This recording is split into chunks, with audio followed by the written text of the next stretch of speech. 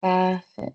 Alors, je vous remercie d'être avec nous ce matin, puisqu'on va aborder ensemble pendant 1 heure et demie la question de la mise en place d'un projet de sécurité routière à partir de la collecte de données dans la ville de Boaké, en Côte d'Ivoire.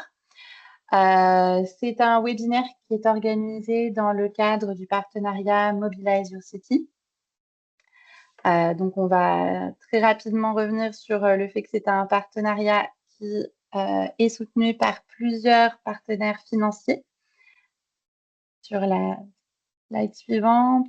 Ouais, super, merci André. Donc, c'est un partenariat qui est soutenu par plusieurs bailleurs de fonds, plusieurs partenaires financiers. Et pour cette série de webinaires, la Codatu, donc, qui est une association qui agit sur les mobilités durables dans les pays en développement, anime certaines des formations. Si vous souhaitez avoir plus d'informations et sur le partenariat de Mobilize Your City et sur les activités qui sont prises en charge par cet acteur, vous pouvez vous rendre sur le site de Mobilize Your City. Vous avez le QR code à l'écran. Et aussi, ce qui est important de signaler, c'est le fait que les formations qui sont proposées par Mobilize Your City sont réplicables sur demande. Donc, pour ça, n'hésitez pas à contacter l'équipe si vous êtes intéressé pour approfondir ou répliquer ce webinaire. Pour les informations pratiques, avant de rentrer dans le vif du sujet, je voulais juste vous informer sur quelques procédures, on va dire, de bonnes pratiques pour le déroulé de ce webinaire. D'une part, on va vous demander de garder vos caméras et vos micros éteints pendant toute la durée des présentations, que ce soit pendant cette introduction ou pendant les présentations qui seront faites par les différents intervenants. C'est une session qui est enregistrée, que vous pourrez ensuite retrouver sur le site de Mobilize Your City, sur la chaîne YouTube de Mobilize Your City. Et on vous laisse la possibilité, bien sûr, puisque c'est une session interactive, de participer pendant toute la durée des présentations sur le chat. Donc, n'hésitez pas à poser vos questions, à commenter et à répondre aux questions qui sont proposées par le modérateur sur le chat. Et il y aura des temps d'échange qui vont être dédiés, pendant lesquels vous pourrez intervenir et interagir avec les intervenants. Ce sera à la fin des différentes présentations pour tout ce qui sera question de compréhension et également à la fin des différentes présentations, donc des 3 interventions des intervenants aujourd'hui. On va avoir 20 minutes qui sont vraiment dédiées à l'échange avec vous. Pour ça, vous pourrez soit mettre vos questions dans le chat, soit lever la main et à ce moment-là, une fois qu'on vous y invitera, prendre la parole et mettre ou non la caméra comme vous le souhaitez. Un aspect aussi qui est important, c'est qu'on vous demande, si vous pouvez, de remplir un questionnaire d'évaluation qui nous permet, nous, côté secrétariat Mobilize Your City, d'avoir un peu le retour sur ces webinaires, sur ces activités de renforcement de compétences qui sont proposées. Donc, si vous avez le temps, si vous pouvez prendre quelques minutes, vous allez avoir le lien du questionnaire qui vous sera posté dans le chat. Et on vous laissera aussi quelques minutes à la fin pour y répondre. Bah, merci beaucoup.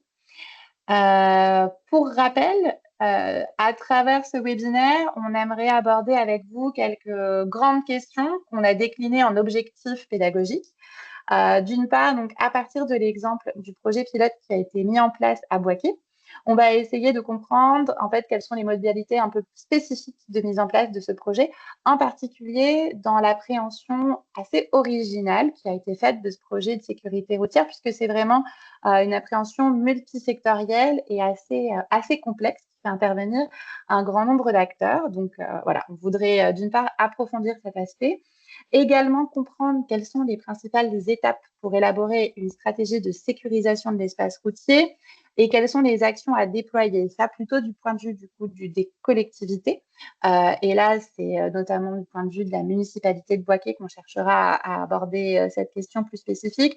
Et bien sûr, dans le cadre de la ville de Boaké, on verra comment cette question, elle se pose aussi en lien avec l'élaboration d'un plan de mobilité urbaine durable, qui pose donc la question de la relation entre les stratégies qui sont développées dans ces plans et leur opérationnalisation et leur concrétisation à travers des actions et des mesures tangibles.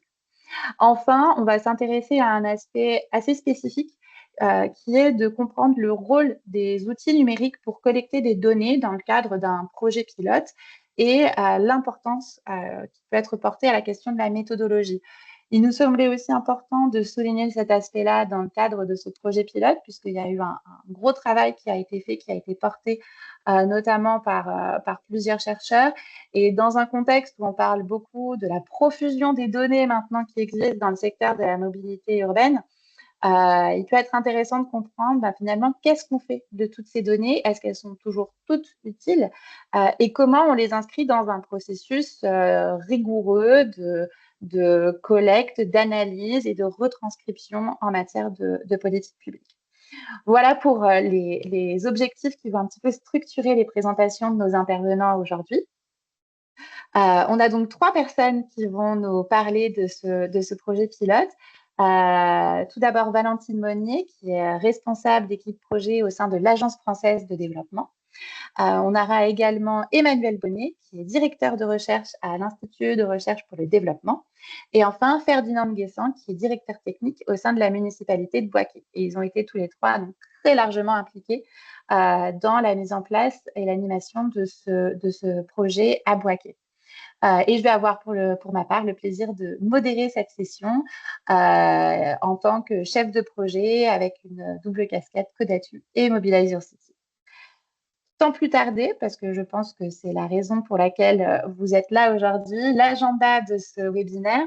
Donc, dans un premier temps, on va vous proposer de revenir vraiment sur le montage de ce projet pilote à Boaké, avec comme question, en fait, comme point de départ, la question de savoir pourquoi et comment on peut agir sur la sécurité urbaine à Boaké. Ensuite, dans un deuxième temps, on va s'intéresser plus spécifiquement à la mise en œuvre et à l'élaboration du projet pilote en matière de collecte de données, de méthodologie d'analyse et la création donc, de la plateforme qui représente un des points forts donc, du projet de Boaké. Et ensuite, on va essayer de comprendre comment, à partir des données qui ont été produites et analysées, des actions concrètes ont pu être mises en place dans la ville de Boaké. À partir de ces 3 interventions, on prendra ensuite le temps ensemble, pendant 20 minutes, d'échanger pour que vous puissiez voir, d'une part, ce qui vous semble intéressant à poursuivre comme dialogue avec les intervenants et potentiellement aussi quelles sont les pistes de réplicabilité dans d'autres villes, soit en Côte d'Ivoire, soit également dans d'autres villes des Suds. Voilà, merci beaucoup à nos intervenants qui sont présents avec nous ce matin. Sans plus tarder, je vais donner la parole à Valentine Monnier, qui va être la première intervenante à nous faire une présentation. Donc, pendant, allez Valentine, on a dit 10-15 minutes avec, si possible, un petit temps de questions-réponses à la fin de ta présentation, mais où on demandera aux participants de vraiment limiter les questions à des aspects de compréhension pour ne pas anticiper sur des débats qui pourront avoir lieu dans un deuxième temps. Valentine, la parole est à toi. Merci beaucoup. Merci Solène, bonjour à toutes et à tous et je te rassure, je devrais même tenir en moins que ça pour laisser plus de temps aux échanges. Donc bonjour, je suis Valentine Meunier, je suis responsable d'équipe projet au siège de l'AFD à Paris sur les enjeux de transport, mobilité. Je travaille notamment beaucoup depuis plusieurs années en Côte d'Ivoire avec des projets à Abidjan dans le nord du pays et donc à Boaké. Je travaille également à Cuba en Turquie et en Serbie, donc des contextes très différents. Alors, je vais commencer, je vais introduire ce sujet en vous parlant de pourquoi on s'est intéressé à la sécurité routière à Boaké et pourquoi un bailleur de fonds qui, dans mon cas, travaille plutôt sur les infrastructures, se lance sur ce sujet. Donc, déjà, le contexte du projet à Boaké, qui est une ville membre de MYC, de Mobilize Your City depuis plusieurs années, c'est que à la suite de la demande des autorités entre 2021 et 2023, l'Union européenne et l'AFD ont financé un plan de mobilité urbaine durable dont l'objectif était de fixer un petit peu les grands enjeux à horizon 15 ans de la programmation des investissements et puis de la programmation de la mobilité. la sécurité routière, dès le début, a été identifiée comme un sujet important parce que c'est un sujet qui touche assez directement les habitants de la ville, puisqu'il y a quand même des accidents assez réguliers qui touchent notamment des écoles, notamment l'université, j'y reviendrai, mais pas que. Et par extension, c'est un sujet d'intérêt pour les décideurs puisque les habitants peuvent assez fréquemment manifester leur mécontentement face à l'insécurité routière. Pour nous, c'est par définition une politique publique qui est transversale, la sécurité routière, puisqu'il y a des enjeux de gouvernance qui sont importants. Il y a beaucoup d'acteurs qui interviennent sur le sujet. Il faut une législation adaptée et il faut ensuite que cette législation soit respectée, ce qui est deux sujets différents. C'est un sujet infrastructure et c'est sous cet angle que côté AFD, on y est rentré dans un premier temps, puisque un des leviers, c'est de sécuriser la route, de réduire les points noirs d'accident via des dispositifs de sécurisation, de ralentissement. C'est un sujet de santé publique avec le dispositif de prise en charge, sa rapidité et sa qualité. Et je pense qu'Emmanuel en parlera plus largement que moi dans sa présentation ensuite. Et puis, il y a aussi un sujet de changement de comportement. Un exemple, c'est celui du port du casque. On sait que le port du casque, c'est un moyen de largement sécuriser les utilisateurs de 2 roues, que ce soit des 2 roues motorisées ou pas. La question, c'est comment est-ce qu'on fait changer les comportements et quels sont les moyens d'inciter les gens à porter le casque. Donc tout ça, ça nous donne une politique publique qui fait intervenir beaucoup d'acteurs et c'est là que l'opportunité du PMUD était un bon endroit pour commencer à discuter de ces sujets, puisque par définition, le PMUD fait intervenir un certain nombre d'acteurs. Donc il y avait une première base d'échange, mais le diagnostic commun en Côte d'Ivoire, mais je pense globalement sur tout le continent africain, c'est qu'aujourd'hui, on a du mal à quantifier quels sont les enjeux de sécurité routière. On savait à Bouaké qu'il y avait des difficultés qui nous remontaient, mais on avait du mal à objectiver quelles sont ces difficultés, d'où viennent les principaux problèmes et quels sont les lieux les plus accidentogènes et qui sont aussi les populations les plus vulnérables face aux difficultés que rencontre la ville. Bref, pour tout ça, on avait besoin de données fiables et c'est là que le projet qui était porté par l'IRD et l'Université de Bouaké entre en jeu.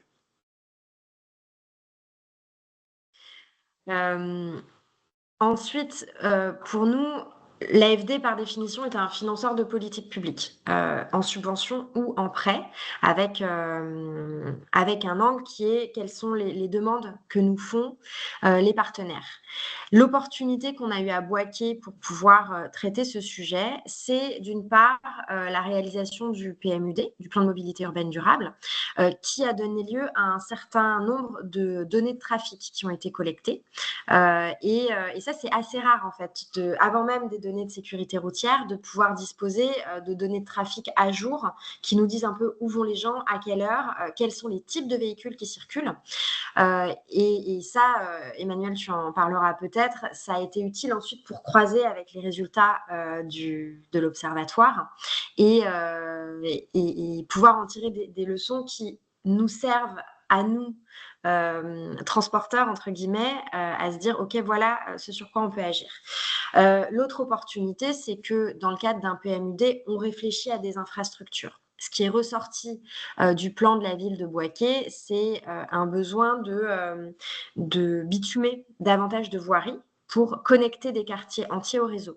Ce qu'on sait, c'est que le bitumage, c'est quand même un facteur de risque d'accident, puisqu'il y a plus de véhicules qui peuvent circuler plus rapidement sur des voiries qui sont plutôt piétonnes, avec des piétons qui sont en plus pas forcément habitués à avoir les véhicules à cet endroit-là. Donc là, l'opportunité qu'on a, c'est d'être en amont du design de ces infrastructures et puis de pouvoir se poser la question, OK, on va bitumer, comment on peut faire pour qu'on bitume sans cet impact négatif potentiel? Et la troisième opportunité, je le disais, hein, c'est des acteurs qui étaient déjà mobilisés sur le sujet. En Côte d'Ivoire, il y a un vrai moment, entre guillemets, sécurité routière, puisque c'est un sujet qui est porté à très haut niveau. Il y a eu l'année dernière un sommet des Nations Unies qui s'est tenu à Bouaké pour inaugurer tout un programme de sensibilisation. Il y a à Abidjan, dans les autres villes, des affiches avec des personnalités, notamment Didier Drogba, très connu en Côte d'Ivoire, qui sensibilise à la sécurité routière. Le ministère du Transport a mis en place une semaine de la sécurité routière tous les mois. C'est-à-dire que tous les débuts de mois, il y a de la sensibilisation dans toutes les villes du pays sur ce sujet porté par le ministère du Transport. Et il s'avère que le ministre du Transport actuel en Côte d'Ivoire est également le maire de la ville de Bouaké depuis un peu plus d'1 an. Donc, tout ça a fait qu'on avait des interlocuteurs avec qui, assez naturellement, on pouvait parler de sécurité routière, ce qui, pour moi, est un prérequis.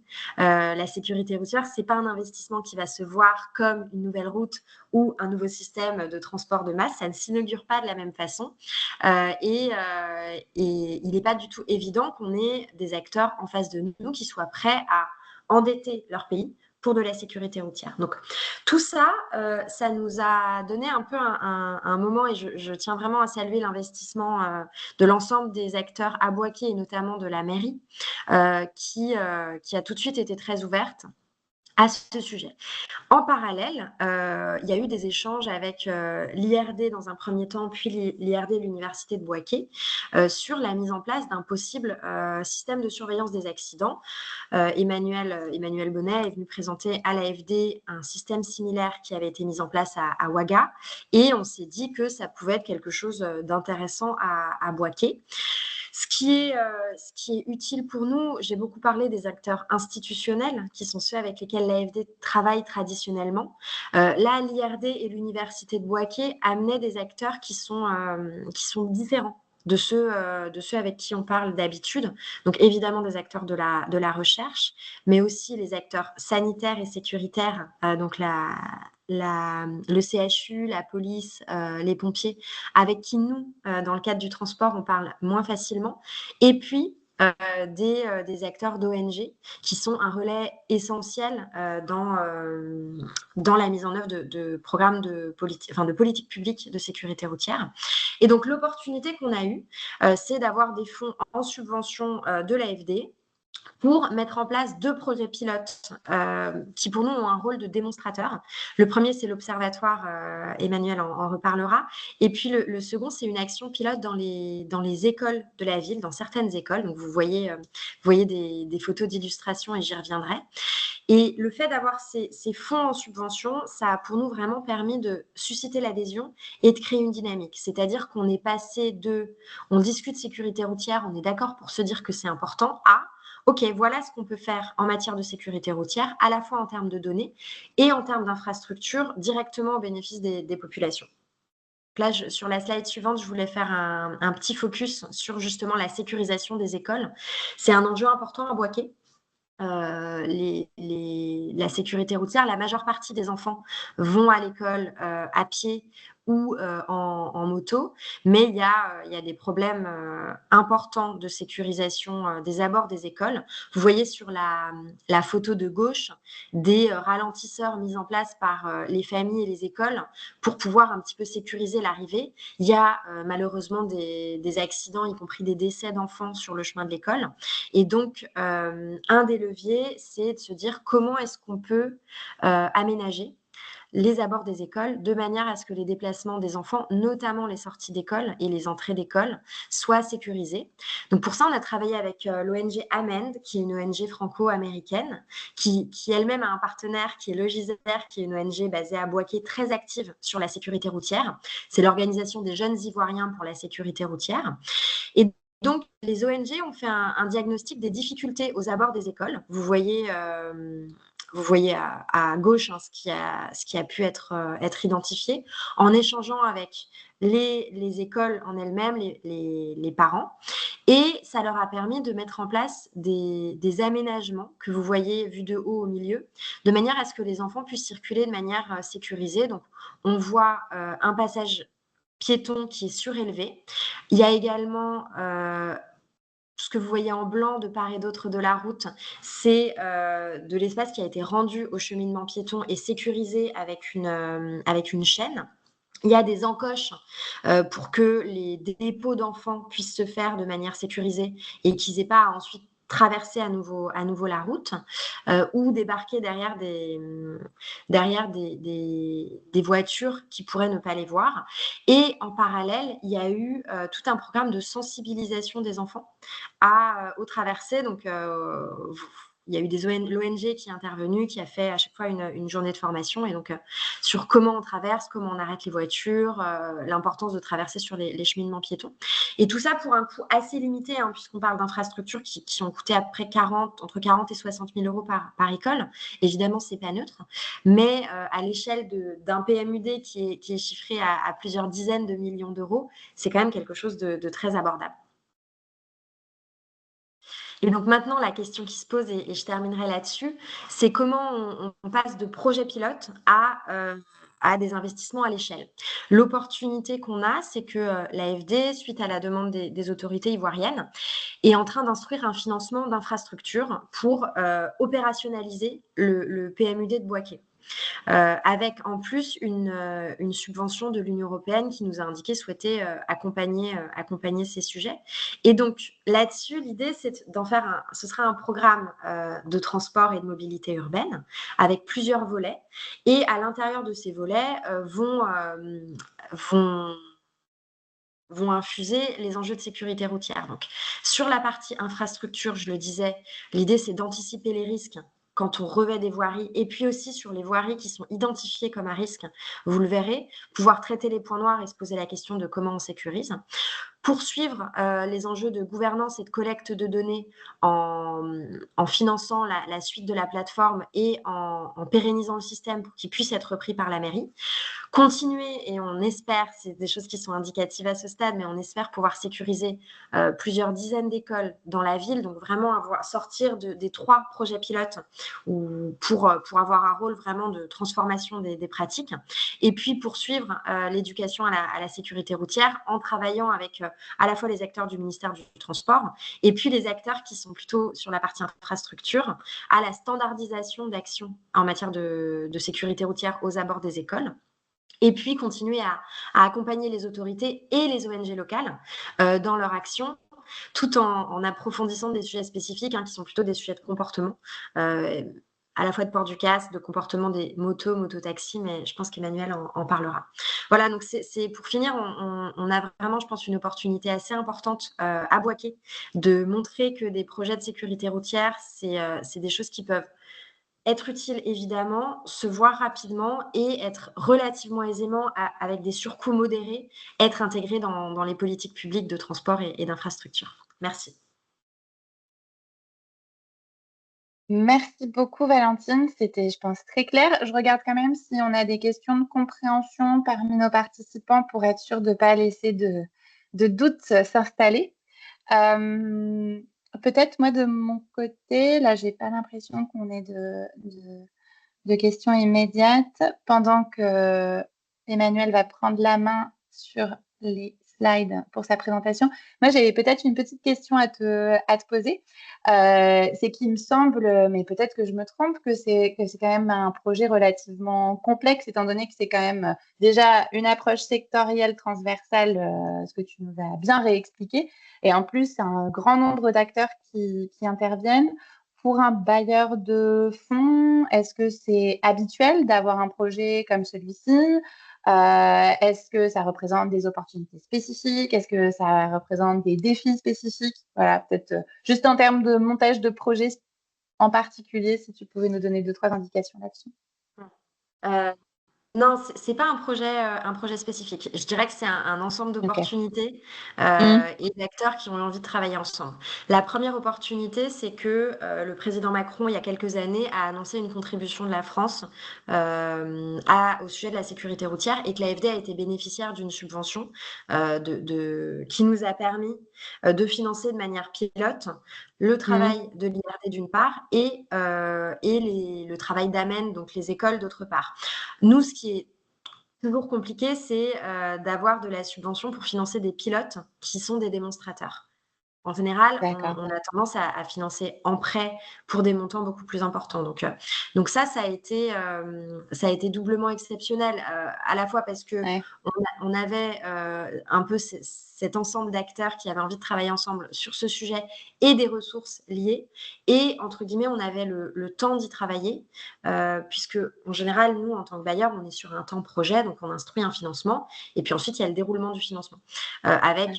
avec un portage qui est plutôt, par le partenaire, ivoirien et donc la suite, du projet, au-delà de ce démonstrateur un peu pilote et ce qui pour moi va vraiment permettre la mise à l'échelle, c'est le Mmh. financement qu'on instruit actuellement en prêt avec une subvention de l'Union européenne.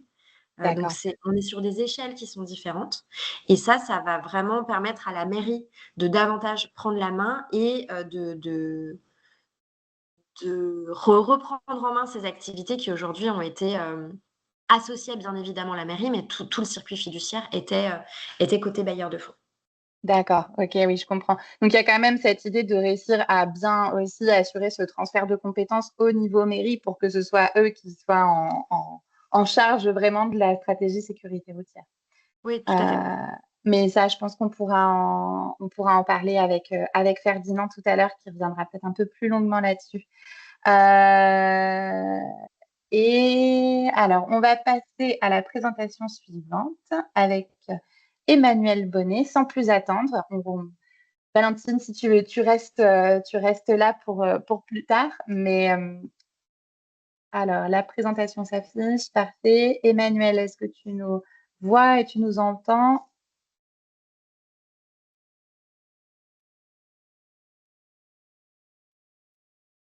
Pour l'instant, je te vois pas encore.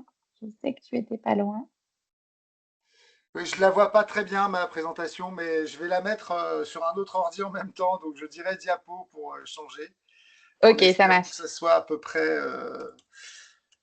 cohérent. OK, ça va être artisanal. On va y Ah, c'est arriver. ça. Et OK, un super. Bah, internet écoute, encore moins bon que lorsque je suis à Boaké.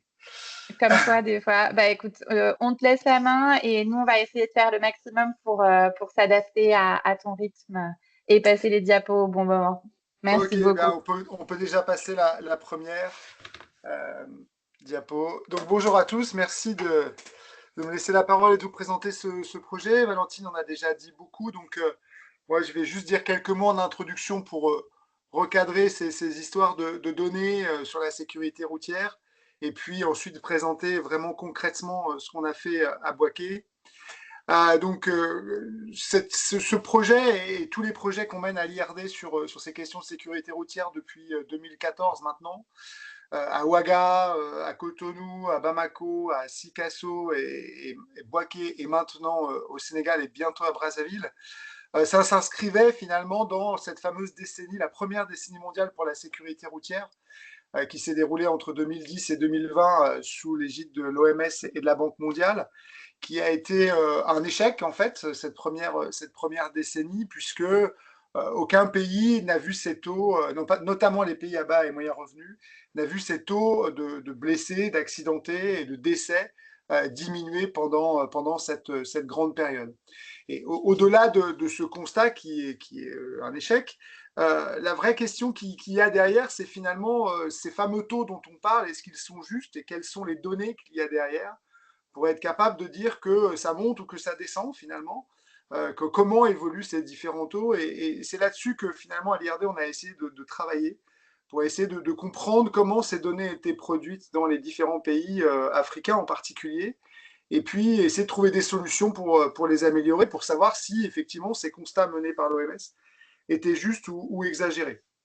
Alors derrière cette première décennie, il y a eu une nouvelle décennie, dont vous devez tous être au courant, qui a pour objectif d'ici 2030 de réduire de 50% le nombre de blessés et de morts sur les routes. Et là encore, des chiffres qui posent problème, parce que si on compte mal, eh bien, on va avoir du mal à évaluer cette évolution positive ou négative. Alors, ce qu'il faut comprendre, hein, c'est que dans ce contexte de décennie mondiale, l'Organisation mondiale de la santé produit tous les 2 ans, en gros, un rapport qui fait le point pour chaque pays du monde sur l'état de la situation. Alors, à la fois sur les réglementations, la loi, etc., mais ce qui nous occupe aujourd'hui, notamment sur les données, sur le nombre de blessés et de morts et d'accidents totaux sur les routes. Et en fait, ce qui se passe, c'est que la plupart du temps, les pays, notamment les pays africains, sont très fâchés à l'issue de la production de ce rapport, parce que le chiffre qui est annoncé par l'Organisation mondiale de la santé est excessif.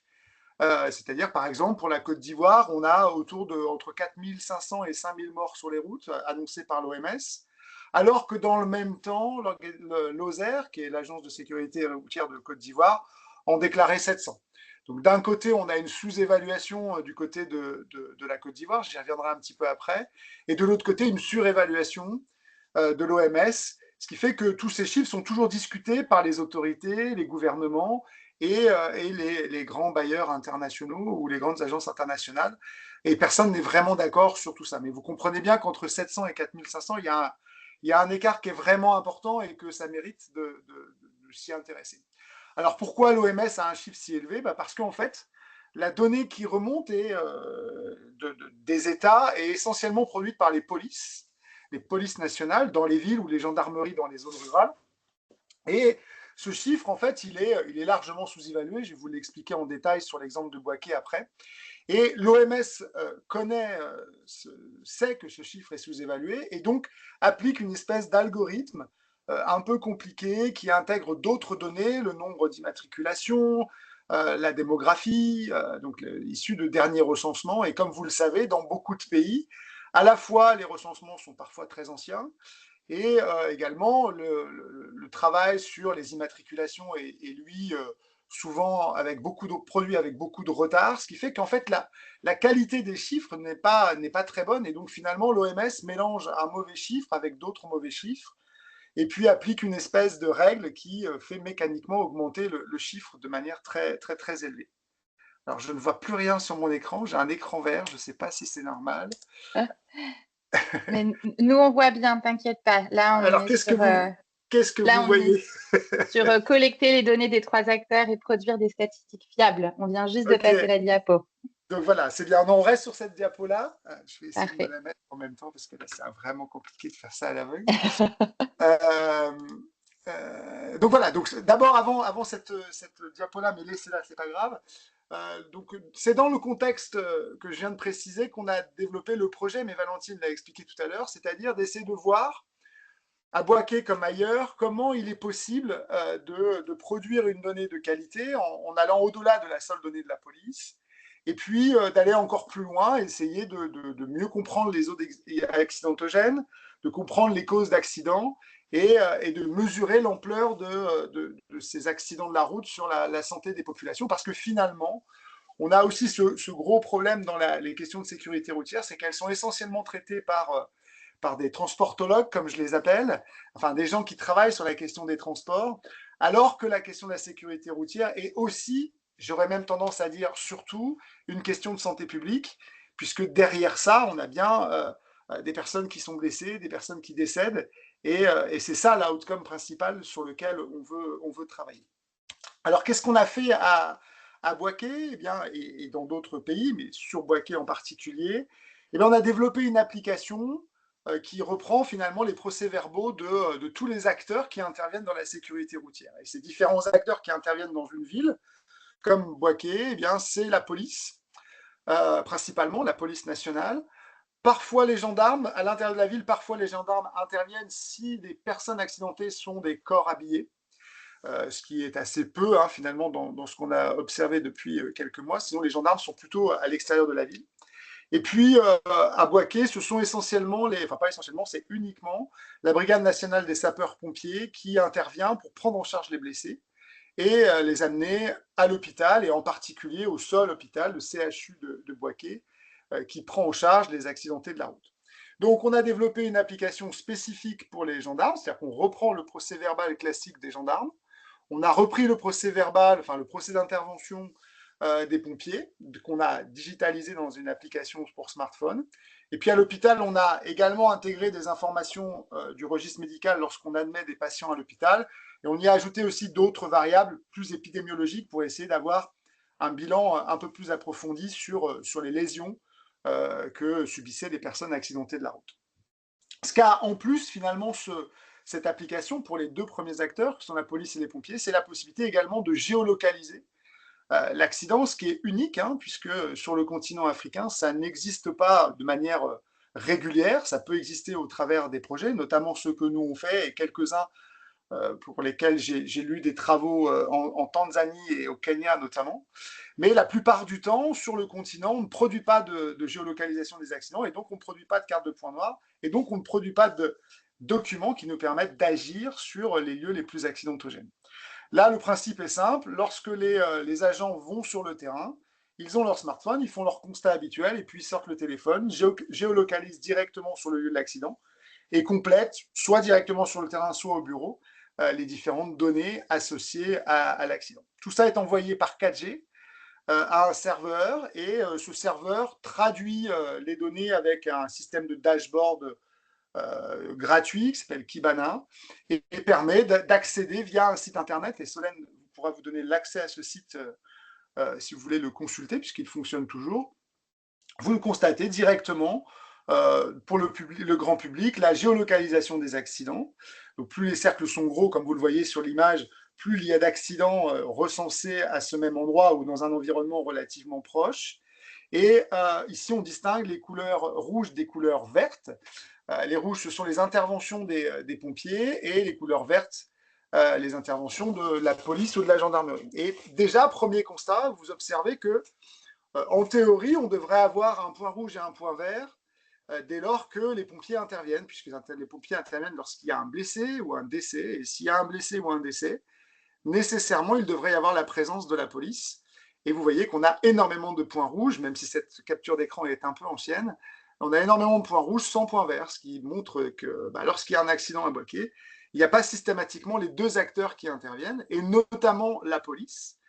Et pourtant, c'est bien cette donnée qui remonte au niveau de l'Organisation mondiale de la santé, ce qui fait finalement la démonstration de la sous-évaluation des accidents de la route qui sont remontés au niveau international. On peut ensuite passer à la diapo suivante. Donc, tout ça, je ne sais pas si vous la voyez. Parce que moi, oui. je la vois. Ok, très bien. Tout ça arrive sur un site internet dont vous avez le lien, puisque Solène vient de le présenter.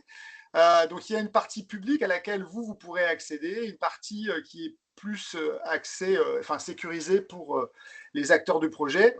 Ils peuvent accéder aux détails de leurs données. Ce sont des données brutes, hein, elles ne sont pas encore traitées au niveau statistique, mais elles donnent déjà beaucoup d'informations sur le genre, sur l'âge, sur le type de véhicule impliqué, bref, tous les éléments que l'on peut retrouver dans les procès-verbaux. Diapo. Et là, ce qu'on a notamment sur la partie grand public et pour tous les acteurs, c'est ce compteur qui montre l'ampleur du problème sur la question de la donnée de sécurité routière à Bouaké, mais finalement dans toute l'Afrique que je connais du moins, puisque vous voyez sur les 32 mois, ici ça correspond à 32 mois de collecte entre février 2021 et novembre 2024, vous avez ici le nombre total d'interventions par acteur. Et on observe que les pompiers sont intervenus 1201 fois. Il n'est pas écrit ici, mais dans ces 1201 fois, il y a 700 interventions pour cause de blessures. Et dans le même temps, on a eu 1519 interventions des sapeurs-pompiers. Donc vous voyez qu'il y a un écart qui est vraiment pratiquement du simple au double, puisque les 700-800 blessés de la police nationale auraient dû être au moins équivalents à ceux des sapeurs-pompiers pour 1519. Mais le problème ne s'arrête pas là, puisque vous voyez que dans le même temps, à l'hôpital, on a eu 2546 admissions pour cause de blessures, dont l'accident a eu lieu à Bouaké pour des admissions aux urgences du CHU de Bouaké. Donc finalement, on est à peu près à 1/3 pour 2/3 de nombre de blessés qui sont admis dans les hôpitaux. Ce qui me fait dire que la question de santé publique, elle est vraiment réelle, puisqu'on voit bien ici qu'on a énormément de personnes qui ont besoin de soins suite à un accident de la route, et que le meilleur acteur, finalement, pour collecter les données d'accident, en tout cas d'accidents et des conséquences corporelles, c'est bien l'hôpital. Mais en étant complètement honnête, ce dont on a besoin finalement, ce sont de ces trois acteurs, puisque d'un côté, l'hôpital va nous permettre d'avoir des informations extrêmement précises sur les blessures, sur les décès et sur les conséquences des accidents, Mais par contre, les 2 premiers acteurs vont nous permettre de géolocaliser les accidents et d'avoir d'autres informations sur les causes et les personnes qui sont impliquées. Diapo. Alors, petite parenthèse avant d'arriver au résultat. C'est bien de développer un outil comme celui-là, mais il faut aussi avoir le temps de faire un bilan technique et humain, c'est-à-dire, est-ce que finalement, le matériel qu'on a mis en place, qui est extrêmement simple, comme vous l'avez compris, a bien fonctionné? Est-ce que les personnes qui ont travaillé se sont bien appropriées l'objet?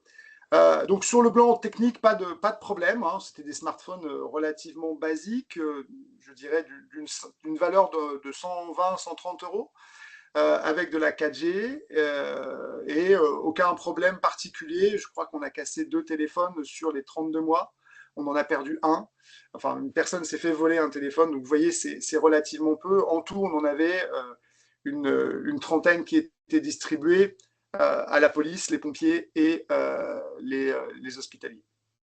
Au niveau des agents qui se sont appropriés l'outil, pas de problème non plus. On avait plus d'inquiétude au niveau des sapeurs parce que chez les sapeurs-pompiers, parfois certaines personnes sont non pas totalement illettrées, mais ont des difficultés à la lecture. Mais avec l'application qu'on a développée, c'était des gros boutons avec des couleurs et ces personnes ont eu vraiment toutes les compétences pour compléter ça et on n'a eu aucun souci de saisie. Le seul problème que l'on a eu, c'est évidemment de maintenir la motivation de certains agents, en particulier de la police, puisque ce travail était bénévole, et il fallait régulièrement leur expliquer que tout ça était un travail intéressant, potentiellement une digitalisation des informations qui pourrait se généraliser, et donc leur faire gagner du temps à terme, mais ils l'ont souvent considéré comme une charge de travail, même si on a évalué cette charge de travail à 7 minutes par accident à saisir dans ce smartphone. Alors ça reste une charge de travail supplémentaire quand il y a 15 accidents dans la journée, mais vous voyez que c'était relativement raisonnable. Et enfin, le principal problème que l'on a recensé, c'est surtout les rotations des équipes dans les agences, enfin dans les commissariats de police et dans les groupements de sapeurs-pompiers, puisque régulièrement les agents changent sans que nous, équipe projet, en étions informés. Donc, ce qui nous a obligés de rattraper finalement les accidents qui n'avaient pas été saisis. Mais finalement, un bilan technique et humain très positif. Diapo. Alors, quelle situation sur ces 32 mois, hein? Je précise que ça continue toujours, puisque, comme l'a dit Valentine, on est sur une phase de pérennisation de ce projet, et encore pour deux nouvelles années. Alors, diapo, ce qu'on a constaté, c'est que on a eu au total 3551 accidents, parce qu'en fait, on est obligé de faire une analyse statistique pour éviter de compter 2 fois un accident qui aurait été comptabilisé par la police et par les pompiers. C'est une méthode assez connue en épidémiologie qu'on appelle la méthode de capture-recapture, hein, qui permet d'éviter de compter 2 fois un individu. Et aussi, cette méthode, elle permet de à la fois distinguer tout ce qui a été dégâts matériels de ce qui a été blessé, de ce qui a été décès. Donc, une fois cette méthode réalisée, le nombre total d'accidents, dégâts matériels, blessés et décès compris, 3551 sur ces 32 mois, dans la seule ville de Bouaké. Et à l'intérieur de ces 3551, 2546 blessés et 90 décès. Donc vous voyez, l'impact est quand même extrêmement important. On observe que le nombre de décès est toujours trop, évidemment, mais pas si élevé qu'on pourrait l'imaginer, parce qu'en réalité, les décès sur les routes africaines sont surtout dans des liaisons intercités. En zone rurale, c'est ces fameux accidents avec des cars entiers qui se crachent et qui malheureusement font mourir une cinquantaine de personnes au coup, comme l'accident de Kafrine au Sénégal l'année dernière et encore d'autres récents au Sénégal la semaine passée. Donc voilà, on a une situation qui est un peu particulière. La ville blesse davantage qu'elle ne tue, même si c'est toujours 90 décès de trop. Juste une précision, hein, c'est très difficile de compter les décès d'accidents de la route, puisque finalement, en fonction du moment où arrive le décès, c'est pas le même acteur qui va le prendre en charge et c'est pas le même acteur qui va le dénombrer. Par exemple, si lors de l'accident, il y a un décès immédiat, hein, sur le choc, sur le coup, pardon, là, la police intervient, constate le décès. Généralement, quand il y a des décès, elle intervient vraiment et fait venir les pompes funèbres. Et là, comptabilisation, elle est faite uniquement par la police. Par contre, si la personne est prise en charge par les pompiers et qu'elle décède pendant le transport, elle est comptabilisée par les pompiers. Et si la personne décède à l'hôpital, elle est comptabilisée uniquement par l'hôpital. Ce qui fait qu'on doit faire une addition finalement de ces 3 décès pour essayer d'estimer le nombre total de décès. Sachant qu'il y a également une autre dimension, hein, c'est les personnes qui décèdent suite à leur sortie à l'hôpital. Normalement, l'OMS nous demande de compter 30 jours après le nombre de décès qui sont apparus. On n'a pas réussi à le faire pour la première fois dans le cadre de cette étude, puisque on a essayé d'appeler les patients, comme on l'avait fait dans d'autres pays, pour savoir leur état de santé, connaître leur état de santé et évaluer les décès. Et on appelle les patients ou les accompagnants. Et à Boaké, ça n'a pas du tout fonctionné. On a eu beaucoup de refus sur ces enquêtes et on a du mal à comprendre pourquoi. Donc il nous manque cette partie-là et probablement qu'il y a encore des décès qu'on n'a pas pu comptabiliser. Diapo ? Alors, quelques tendances maintenant sur cette période. Valentine l'a dit, il y a eu des opérations intéressantes en sécurité routière en Côte d'Ivoire, c'est notamment les fameuses semaines de la sécurité routière. Et si on regarde ici sur cette courbe les tendances des accidents, enfin du nombre d'accidents, vous avez la ligne bleue qui vous montre la tendance sur les 32 mois. On voit qu'elle a une tendance à la baisse. Et notamment au moment de l'inflexion de la courbe, c'est à peu près au moment où il y a eu cette démarche menée par la Côte d'Ivoire dans tout le pays, cette fameuse semaine de la sécurité routière. Ensuite, les courbes rouges avec les points noirs, c'est le nombre de semaines en fait qui ont été, le nombre de mois pardon, qui ont été ici agrégés. Donc, vous voyez qu'il y a une forte différence, variation du nombre d'accidents. On pourrait presque dire d'une forte saisonnalité des accidents. C'est très variable, ça c'est clair, mais on observe aussi une saisonnalité. On sait que pendant les périodes de la saison des pluies, notamment dans les mois de juillet et des mois d'août, on a énormément moins d'accidents qu'à d'autres périodes de l'année, parce que les gens circulent moins pendant ces porte-pluies et font peut-être aussi davantage attention, et on a une baisse du nombre d'accidents. Diapo ?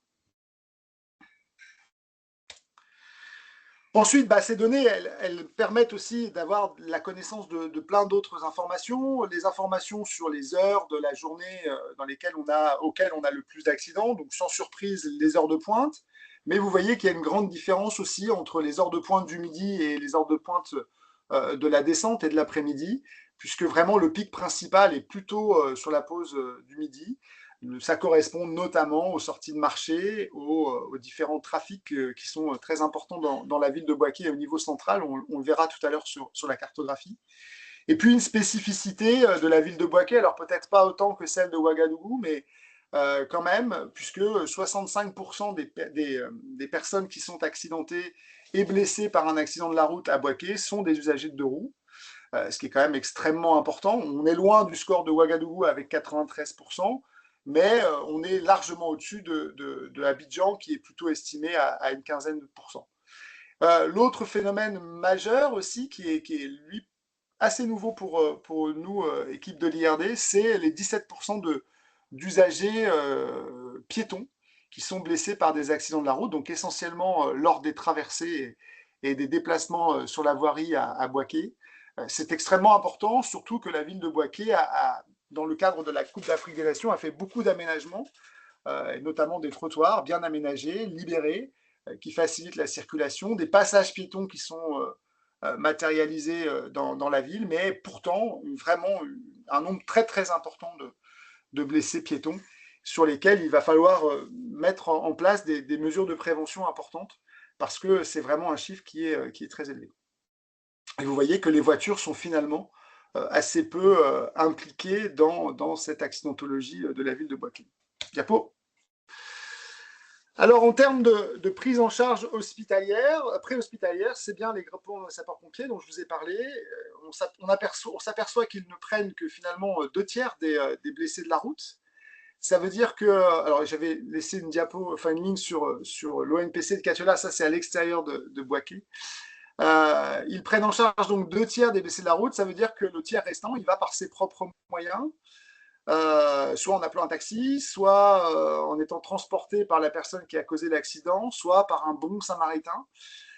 comme le disent les usagers sur place. En tout cas, c'est 33% de trop, puisque évidemment, les conditions de transport ne sont pas optimales. Déjà, au niveau de la prise en charge préhospitalière par les sapeurs, c'est déjà à ses limites, hein, puisque pratiquement aucun soin médical n'est apporté pendant la prise en charge. C'est plus du ramassage que de la prise en charge vraiment médicale. Et c'est tout le problème, hein. Les orthopédistes avec lesquels on travaille nous expliquent bien que les pompiers soient totalement dévoués et aient des connaissances sur la manière de prendre en charge les blessés, en réalité, beaucoup de blessés qui arrivent à l'hôpital sont en plus mauvais état en arrivant à l'hôpital que si on les avait pris en charge directement sur le terrain. La faute à l'équipement, la faute au matériel disponible, probablement aussi à un peu de formation des agents. Et c'est vraiment un domaine, hein, la partie, je dirais que je classe d'urgence et préhospitalière, est vraiment un domaine très important et à développer aujourd'hui à Bouaké, mais aussi en Afrique de l'Ouest. Diapo. Ensuite, ces données ont été, donc une fois que les pompiers arrivaient à l'hôpital, ils passaient le relais aux hospitaliers. On n'a pas malheureusement le lien entre la personne qui a été déposée par les pompiers et la personne qui est à l'hôpital. Une espèce de refus de travail en commun entre les pompiers et les hospitaliers qu'on espère faire changer dans la poursuite du projet.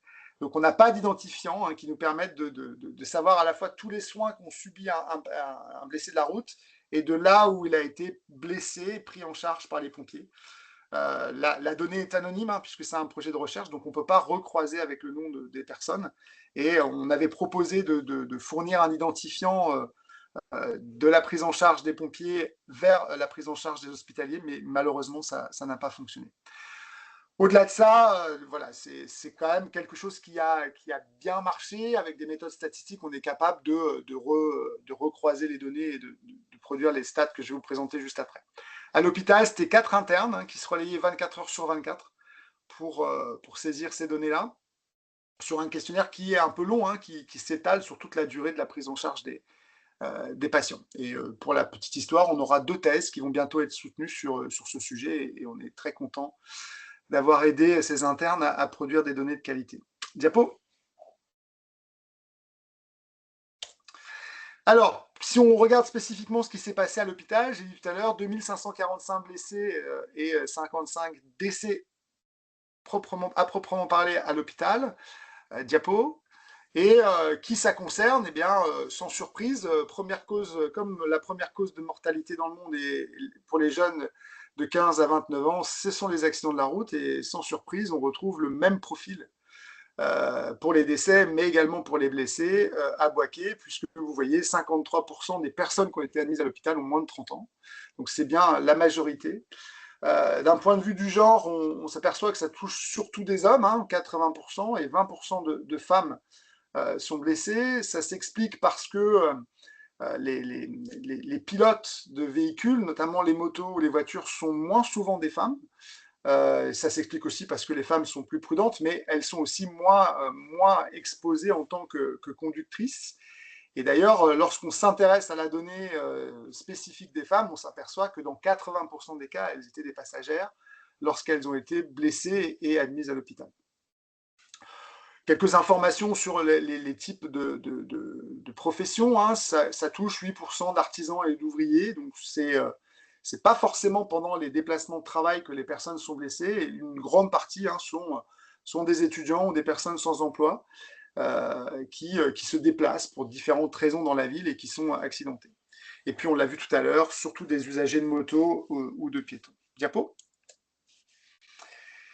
En termes de lésions, puisque là c'est aussi assez original, hein, je vous rappelle que on n'a pas ces données-là dans la plupart des pays, puisque si on voulait récupérer les informations sur les lésions, il faudrait dépouiller tous les registres des hôpitaux et croiser énormément de données, ce qui se fait très rarement, pour être capable de connaître toutes les lésions qui touchent les personnes qui sont blessées.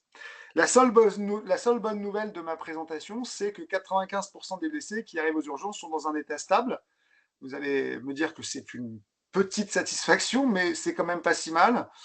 Donc 5% sont dans un état extrêmement grave et parmi les 95% qui arrivent aux urgences, 47% sont blessés à la tête et au cou. Et comme le disait Valentine tout à l'heure, une des premières précautions serait le port du casque. Il faut savoir que parmi ces 47% de personnes blessées à la tête, seulement 10% avaient un casque.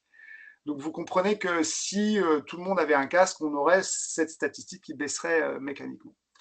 Ensuite, 35% sont blessés aux membres inférieurs, notamment aussi parce qu'il n'y a pas beaucoup de mesures de protection. Les gens n'ont pas toujours des chaussures fermées, n'ont pas forcément des vêtements longs, et donc tout ça touche davantage les membres inférieurs.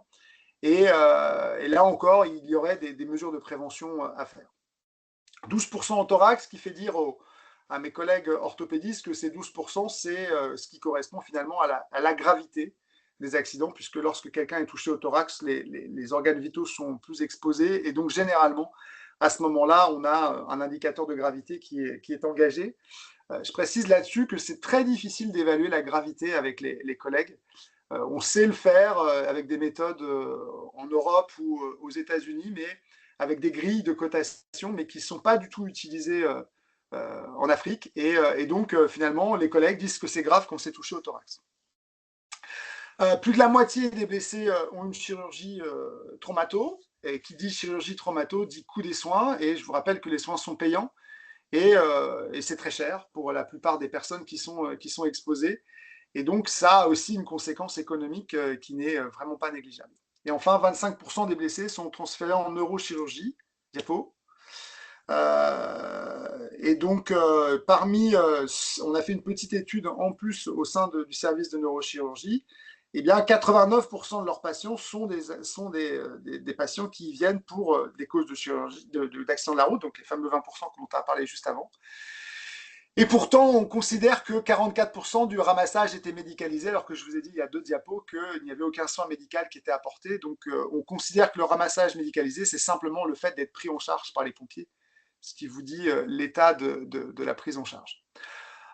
15% étaient en soins intensifs, dont 10% de femmes, et dans 95%, le passager était un usager de moto, et on y revient toujours.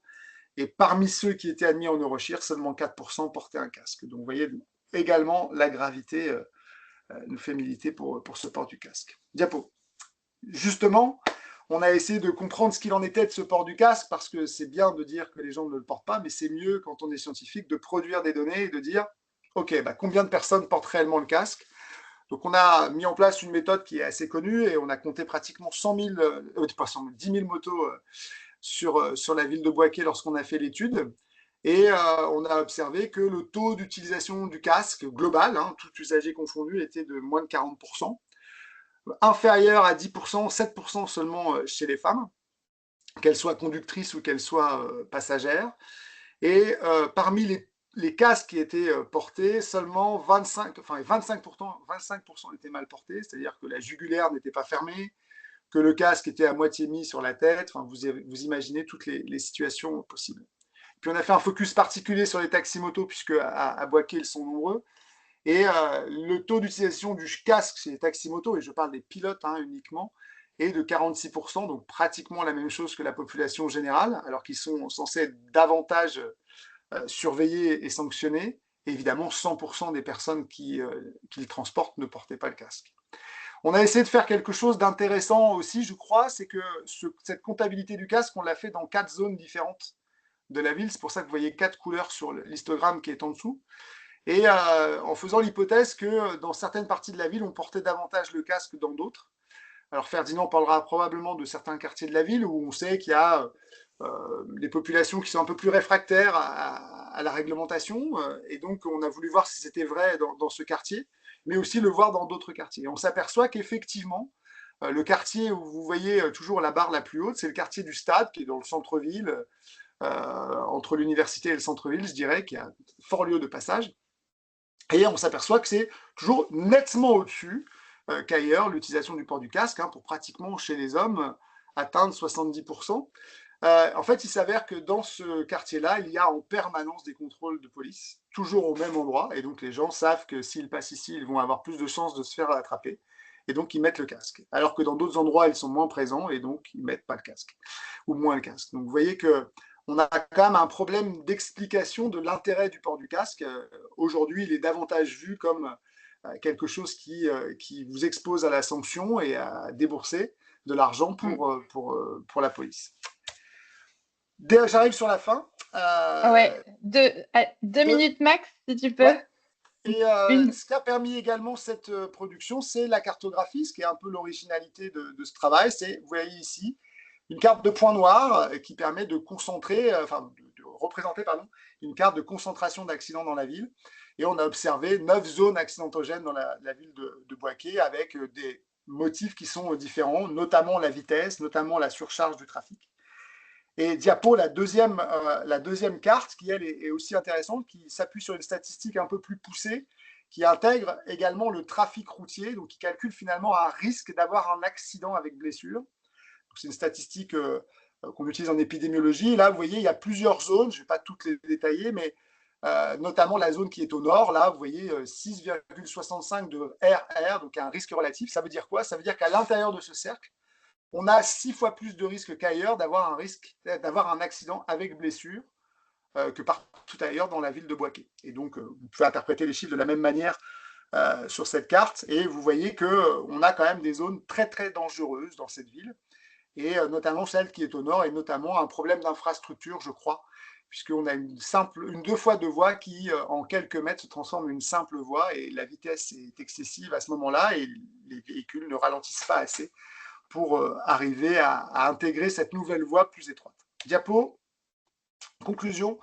Ce que montre ce projet, c'est que la digitalisation de ces données, elle est possible, surtout si elle est conçue avec toutes les parties prenantes et surtout si elle est adaptée au contexte.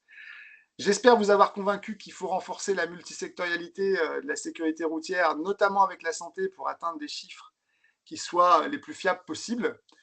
Et puis, quelques autres points, que cette saisie de la donnée, là j'essaye d'ouvrir davantage, que la question de la donnée, il ne faut pas voir ça comme une tâche supplémentaire. On doit vraiment militer dans ces pays pour l'intérêt de la donnée, et je pense que ça se fait dès les formations des différents agents dans les différents corps, pour dire que la donnée, elle est vraiment indispensable pour mieux agir plus tard. Et puis, deux dernières recommandations sur cette question de sécurité routière à Boaké. Je crois que la généralisation du port du casque et leur bonne utilisation, elle est vraiment nécessaire. On réduira de manière très importante le nombre de blessés importants sur les routes africaines. Et puis également un autre focus, et là c'est plus une ouverture qu'autre chose, d'améliorer la prise en charge préhospitalière et les urgences sanitaires. Voilà, désolé d'avoir été un peu long. Merci beaucoup, Emmanuel. Je pense que c'est surtout parce que c'est un sujet qui est tellement riche et que le projet a permis d'approfondir tellement d'aspects. Mais effectivement, c'est bien si on peut garder un petit peu de temps quand même pour les échanges à la fin de cette séance. Je vais demander à Ferdinand Nguessan de mettre sa caméra si c'est possible pour que peut-être on enchaîne tout de suite sur une petite partie d'échange avec lui, sachant qu'on pourra garder du coup du temps pour les questions sur plus relatives donc à la présentation d'Emmanuel à la fin de cette intervention de Ferdinand. Ferdinand, es-tu là? Je voyais qu'il était présent tout à l'heure, mais je sais qu'il y a des petits soucis de connexion en ce moment à Boaké. J'espère que Ferdinand peut nous entendre. Alors, bon, je pense qu'il a peut-être des soucis pour se connecter. En attendant, je vais en profiter pour le temps. Ah, super, parfait. Merci Ferdinand. Le temps que tu te connectes, juste pour dire aux participants, vous pouvez d'ores et déjà, si vous avez des questions un peu transverses, n'hésitez pas à les mettre dans le chat pour qu'on puisse anticiper sur la partie de questions-réponses à la fin de la présentation, en tout cas de l'échange avec Ferdinand. Voilà, donc vous pouvez écrire sur le chat directement. Ferdinand, est-ce que tu m'entends? Oui, je vous entends. Merci beaucoup. Parfait. Vous m'entendez? Oui, c'est parfait. Merci beaucoup d'être avec nous ce matin malgré les difficultés de connexion. Dans ce troisième temps du webinaire, l'idée c'était qu'on puisse avoir un tout petit moment d'échange ensemble, un petit peu pour faire écho donc, à ce qui a déjà été présenté par Valentine et par Emmanuel. Moi, ce que j'aurais voulu savoir à partir de ce qu'on a vu de ce projet, c'était peut-être plus généralement, puisque Ferdinand est le directeur technique en charge des projets de mobilité urbaine au sein de la municipalité de Bouaké. Quelles sont finalement les difficultés que peut connaître une municipalité comme celle de Bouaké en matière de sécurité routière en général? Et du coup, quelles est la stratégie un peu plus générale en matière de sécurité routière qui a pu être mise en place par la municipalité?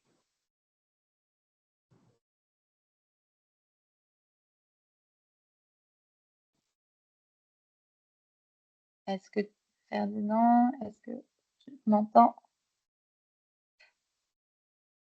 Je ne suis pas sûre que la connexion soit très bonne, malheureusement. Ouais, je vous ai entendu. Ok, super. Vous m'entendez? Ouais, c'est bon. D'accord. Voilà, désolé aussi, en fait, je ne pourrais pas me mettre d'autres caméras parce que le réseau est de très mauvaise qualité à ce moment précis. C'est dû à plusieurs situations ici. Donc, ça va être un peu compliqué de passer en autre caméra. J'espère que vous m'entendez. Ouais, on t'entend vraiment pas bien, Ferdinand. Malheureusement, le son est de très mauvaise qualité. Ah ouais. Là, c'est Là, c'est mieux. mieux maintenant? Ouais, c'est parfait. D'accord. Alors, pour aller très rapidement à la première question, en fait, de savoir quelles sont les difficultés en fait, comme peut rencontrer dans le champ de la mobilité de façon générale. Et a été mis en place en fait pour endiguer en fait toutes ces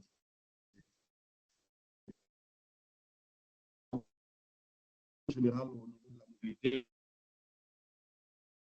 Plusieurs autres, il y a des difficultés au niveau culturel, des difficultés également au niveau du système de transport, en fait, qui est fortement dominé par le secteur informel. On a aussi des difficultés au niveau en fait de la coordination des institutionnels en fait, au niveau des acteurs locaux. Voilà, mais j'espère que vous entendez. Pas très très bien, malheureusement. Je pense que ça va être compliqué d'avoir un temps d'échange à proprement parler parce qu'on n'entend que des bribes. Je suis désolée pour les participants, c'est un petit peu les aléas du direct, surtout quand on essaie d'avoir des intervenants sur différents pays, sur différents continents. Ouais, je ne suis pas sûre que la qualité soit suffisante pour que tout le monde puisse bien entendre et retirer les principales informations de ce que tu nous dis.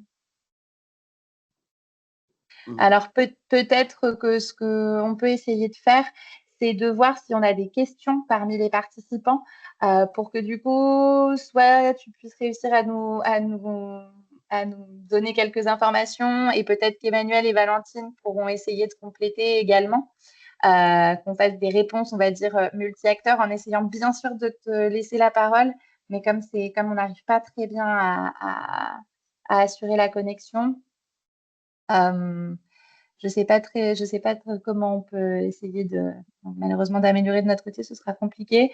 Valentine, Emmanuel, vous êtes toujours là? Oui, toujours là. Super. Oui, toujours là. Ok, parfait. Merci aussi à tous les deux. Je vais attendre un tout petit peu de voir si on a des questions de la part de nos participants qui peuvent soit lever la main, soit écrire dans le chat. Sachant que du coup, Ferdinand, une possibilité aussi, c'est d'écrire dans le chat si tu peux donner quelques éléments de réponse concrets là, à ce que les participants vont nous poser comme question. On a déjà M. Fofana qui nous pose une question et qui pose la question des deux roues en disant est-ce que le fait que la mobilité du quotidien soit dominée par les deux roues motorisées n'est pas la principale cause des insécurités routières? Et ça fait directement référence, je pense, Emmanuel, à ce que tu nous as montré à travers l'analyse des données que vous avez pu effectuer sur le projet. Et bien sûr, la question, c'est aussi quel type de politique publique on peut mettre en place qui soit plus spécifique à destination des deux roues. Ouais, alors après, oui, effectivement, il y a des deux roues et il y en a beaucoup et ça explique le nombre d'accidentés. En fait, je pense que ça explique surtout le nombre d'usagers vulnérables. En fait, c'est des personnes qui sont exposées et donc le petit accrochage amène directement à une blessure. Mais ce qu'il y a peut-être derrière cette question-là, et ce que je ne voudrais pas qu'on croie, c'est que c'est à cause des deux roues qu'il y a de l'insécurité routière, comme on l'entend beaucoup dans beaucoup de pays. Notamment, en ce moment, c'est le cas au Sénégal. Hein. On dit que c'est vraiment un problème de criminalité. On entend ces termes-là. Attention, ok, il y a des problèmes derrière l'utilisation des deux roues parce que effectivement la plupart des gens qui utilisent les deux roues n'ont pas le permis et l'utilisent de manière un petit peu autonome. Donc il n'y a pas de sensibilisation à la sécurité routière et ces personnes utilisent des moyens pour se déplacer. Mais les villes grandissent, il n'y a pas forcément toujours des transports collectifs pour amener les gens au dernier kilomètre. Et donc, c'est une solution de déplacement qui est un peu plus accessible pour le plus grand nombre. Donc, il faut aussi faire attention à ne pas trop stigmatiser les utilisateurs de deux roues. Si elles sont là, ce n'est pas pour rien. Et donc, par contre, ce que je crois, c'est qu'il faut renforcer l'éducation routière, la sensibilisation, la formation de ces personnes-là, l'obligation du permis, mais on revient toujours à l'histoire de la sanction, etc. Et je ne suis pas certain que ce soit la bonne chose, mais il faut peut-être davantage éduquer dans les écoles, et on l'a fait d'ailleurs dans ce projet, pour essayer de sensibiliser les plus jeunes lorsqu'ils voudront se déplacer tout seuls à faire les choses correctement. Mais attention à ne pas stigmatiser les motos, quoi. Ouais. Valentine, tu voulais ajouter quelque chose sur ce sujet-là? Non, je rejoins totalement ce que dit Emmanuel. Aujourd'hui, les deux roues, y compris les mototaxis, dans le cas de Boaké, fournissent quand même un service de transport que la société de bus n'est pas en mesure de fournir. Donc, ils sont quand même essentiels pour les déplacements des populations. Le deux roues reste un moyen de se déplacer sur des distances plus grandes à coût plus modéré que la voiture. Et donc voilà, pour nous, côté AFD, l'enjeu est davantage de faire en sorte que les deux roues ne soient plus ni vulnérables, ni facteurs d'accident, plutôt que de les interdire. Ça aurait été intéressant, je pense, d'avoir la mairie là-dessus, qui, elle, est assez directement confrontée à ces enjeux de moto et de mototaxi à Boaké. Mais on peut peut-être essayer de voir si Ferdinand arrive à nous parler, peut-être en se mettant vraiment très près du micro et en faisant des réponses assez brèves, malheureusement. Ça peut être une piste, sachant que, Ferdinand, si tu veux réessayer, et sachant qu'on a des questions dans le chat. Alors, je pense qu'il y en a une qui va être clairement destinée à Emmanuel, qui est posée par Cécile Coquelet sur le comptage des individus portant le casque. Comment avez-vous procédé et notamment comment avez-vous pu compter le nombre de casques non attachés? Alors, on a utilisé une méthode, je pourrais partager, si vous voulez, après l'article scientifique de cette méthode, mais pour faire simple, en fait, on avait plusieurs points de comptage, comme vous l'avez compris tout à l'heure. On l'a fait à plusieurs heures de la journée, plusieurs jours de la semaine, sur ces mêmes points. Et sur ces lieux de comptage, en fait, on avait 4 enquêteurs. Un premier enquêteur qui avait un bouton poussoir pour compter le nombre de motos qui passaient. Donc on prenait des sections à feu, en fait. Et donc chaque feu, on comptait pendant la section à feu. Donc on comptait un comptait la totalité du nombre de motos qui passaient. Un deuxième comptait si le casque était bien attaché. S'il y avait un casque, est-ce qu'il était bien attaché ou pas bien attaché. Et donc, comme il n'y en avait pas beaucoup qui étaient portés, c'était assez facile qu'il coche dans sa tablette quel était le type de mauvais usage, en fait, mal porté, mal attaché notamment, ou pas un casque, hein, un couvre-chef qui n'est pas un casque. C'était à peu près ça les trois. Et puis on avait encore un autre enquêteur qui comptait, qui faisait le focus seulement sur les femmes. Et puis un quatrième qui comptait uniquement les taxis motos. Et c'est là où il y a le plus de difficultés, c'est qu'à Boaké, en fait, on a des taxis motos officiels, donc avec des gens qui ont des chasubles. Et puis, il y a les informels qui sont très difficiles à identifier. Alors moi, je suis incapable de les identifier, mais les enquêteurs qui étaient avec moi, eux, n'avaient aucun doute sur le fait de pouvoir les identifier. Donc voilà comment on a fait. Donc on avait en fait 4 ou 5 comptages en simultané par point de comptage. Et par différents lieux, à différents moments de la journée, à différents moments de la semaine.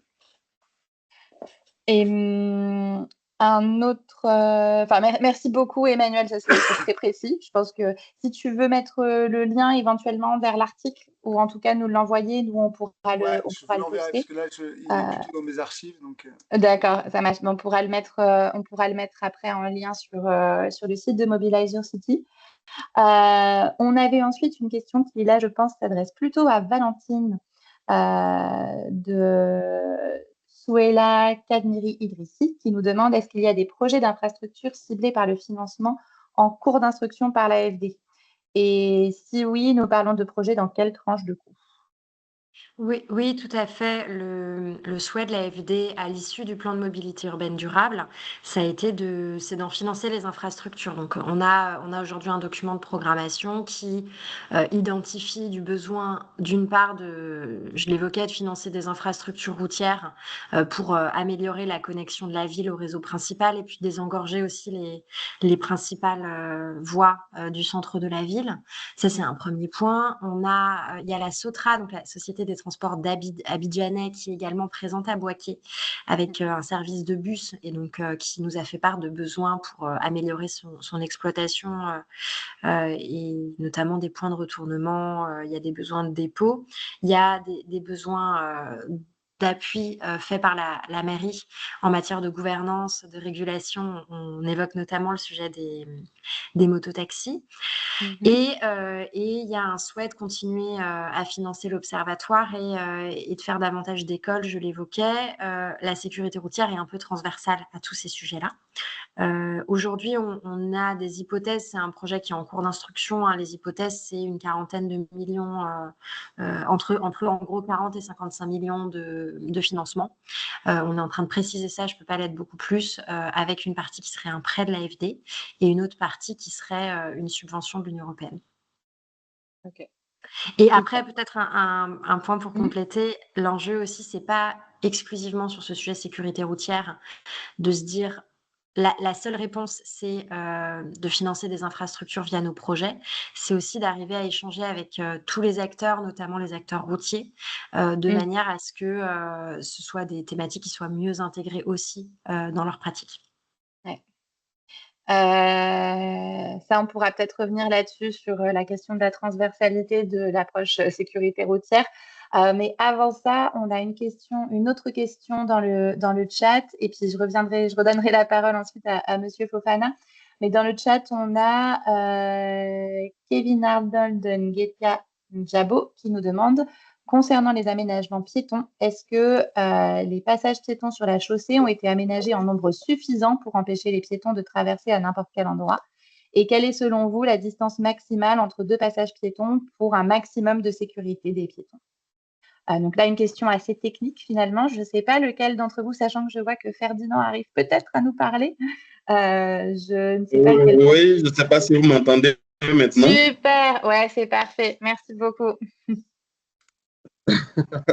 Voilà. Donc, voilà, je note la question en fait de l'intervenant, Arnaud. Oui. Concernant les aménagements piétons, est-ce que les passages piétons sur la chaussée ont été aménagés en nombre suffisant? Effectivement, là, il relève une difficulté au niveau de la ville de Boaké. On n'a pas assez de passages piétons aménagés. Par contre, on peut voir en fait un petit effort venant des autorités municipales dans le but de faire du marquage au sol, par exemple, ou des bandes passage de piétons. C'est ce que l'on perçoit le plus souvent en fait dans la ville de Boaké. Et pour les passages piétons aménagés et sécurisés, pour la plupart du temps, en fait, on n'en rencontre pas beaucoup à Boaké. La réqualification, par exemple, de la A3, pour ceux qui sont familiers à la ville de Boaké, cette réqualification a pris en compte cet enjeu énorme de traversée piétonne, ce qui a permis aujourd'hui, en fait, de faciliter les traversées piétonnes au niveau de la A3. Il y a d'autres défis au niveau de la A8. Et là-bas, en fait, on a vraiment une chaussée avec une largeur très, très importante qui varie entre 30 et 40 mètres, avec des surlargeurs aussi. Là-bas, beaucoup d'accidents sont enregistrés. Euh, et les aménagements qui ont été faits dans ce sens-là, c'était la pose de certains ralentisseurs pour pouvoir en fait ralentir les véhicules en fait, dans leur vitesse. Donc, en somme, c'est un peu ces types d'aménagements que nous avons ici à Paris, mais des aménagements beaucoup plus, j'allais dire en fait, beaucoup plus, j'allais dire poussés. On n'en a pas suffisamment, voilà, on n'en a pas suffisamment. Donc, c'est encore l'une des propositions que nous avons ici à Boaké. Et cela aussi a été appliqué clairement dans le plan de mobilité de la ville. Ouais. Merci Ferdinand. Je profite. Alors, je pense que en restant très près du micro, on arrive à avoir une qualité de son suffisante. Il y a des fois où ça varie un peu. Moi, je voulais peut-être juste en profiter quand même pour poser une question parce que c'est très important d'avoir ce regard de la municipalité par rapport à ce projet. Comment en fait ce projet il s'inscrit dans une vision un peu plus globale de la sécurité routière à Boaké et qu'est-ce que ça permet d'apporter à la municipalité pour mieux comprendre les problématiques et avoir une action plus globale.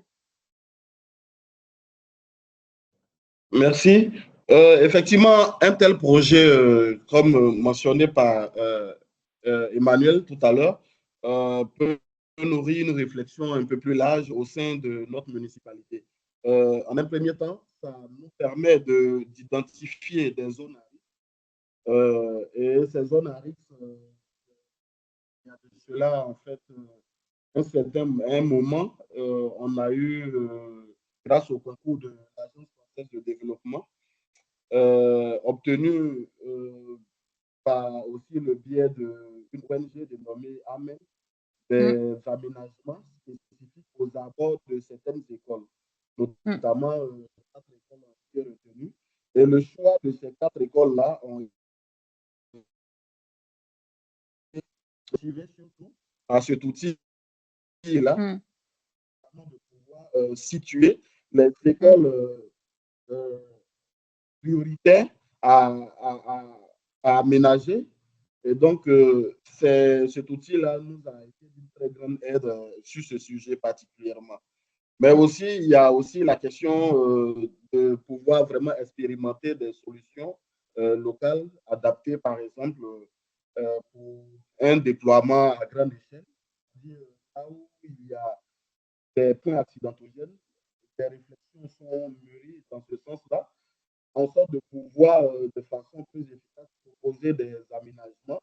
Et si cela fonctionne tout naturellement, ça nous permet en fait de pouvoir, j'allais dire, de pouvoir le déployer en fait sur d'autres axes ou sur d'autres points accidentogènes en fait.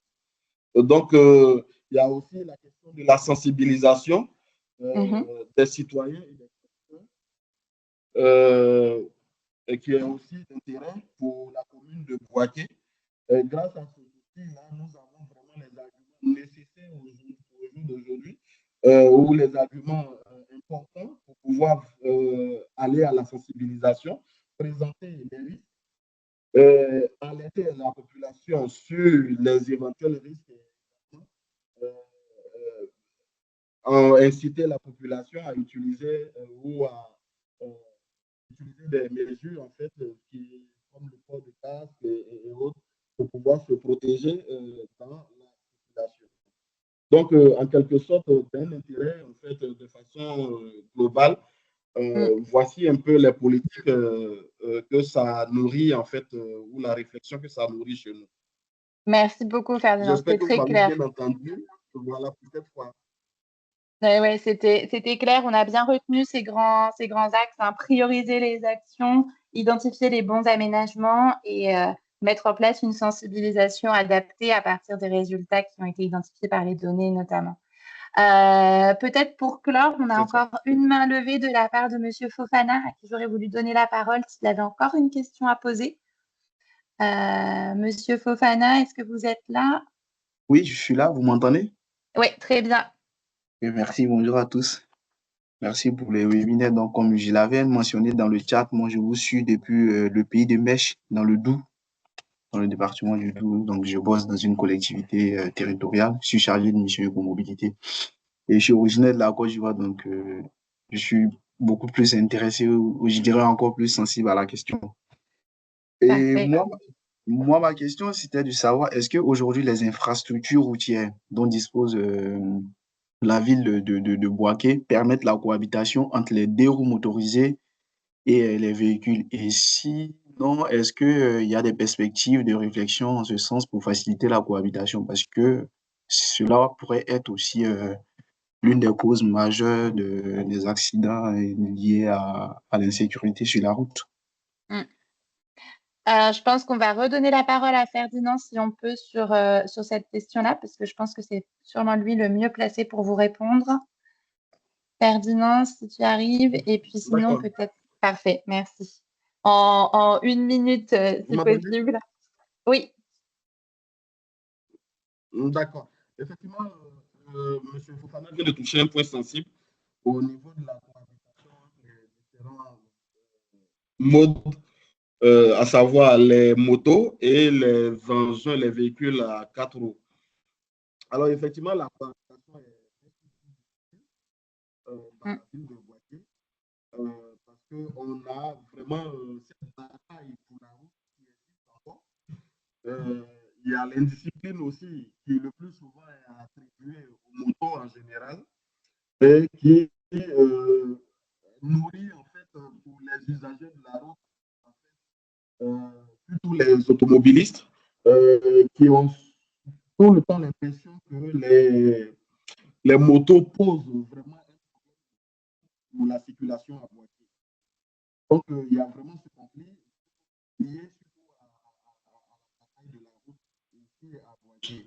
À ce niveau-là, nous, on essaie au niveau de la Mm. municipalité de, de sensibiliser, voilà, de donner cette culture-là au Ouais, Ferdinand, t'entends vraiment général. pas, je suis désolée. Voilà. Ouais, ça fait des va-et-vient très forts. Ok. Peut-être, est-ce que je peux te demander si tu peux répondre peut-être avec quelques idées directement dans le chat à Monsieur Fofana, parce que là, malheureusement, on n'entend vraiment pas. Il y a des moments où le son disparaît complètement. Et peut-être que tu peux répondre. Pendant ce temps-là, j'ai quelques informations à donner avant la clôture du webinaire. Donc, comme ça permettra à Monsieur Fofana d'avoir quand même les retours. De mon côté, évidemment, je tiens à remercier les intervenants qui sont présents ce matin avec nous et puis bien sûr tous les participants.